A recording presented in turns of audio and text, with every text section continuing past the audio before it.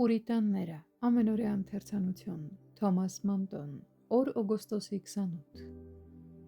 Երկինքը պատմում է Աստծո փառքը և երկնքի հաստատությունը հռչակում է նրա ձեռքի գործերը։ Սաղմոս 19-րդ գլուխ առաջին խոսք։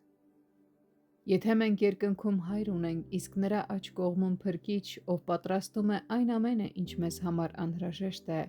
ապա եկեք մեր մարմնական աչքերով նայենք մեզ տեսանելի երկնքին։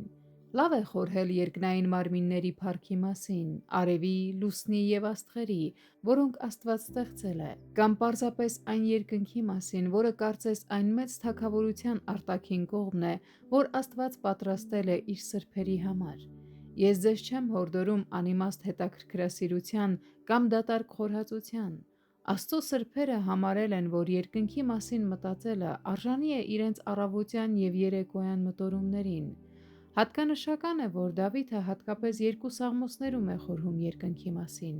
Դրանցից մեկը կարծես գիշերային, իսկ մյուսը առավոտյան խորհրդածություն լինի։ Գիշերային խորհրդածության մասին կարդում ենք 8-րդ սաղմոսի 3-րդ խոսքում.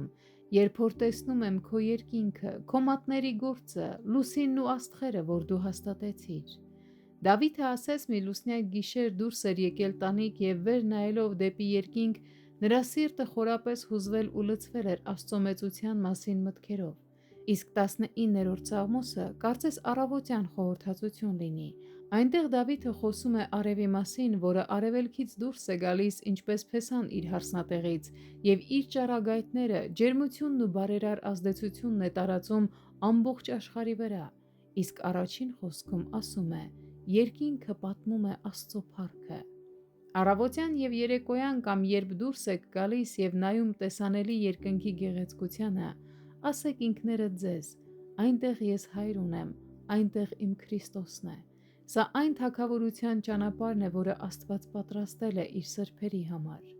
Թանկագին քրիստոնյաներ, որքան քաղցր է խորհել այս մասին, երբ կարող եք ասել. «Նա, ով ստեղծել է ամեն բան, այնտեղ է»։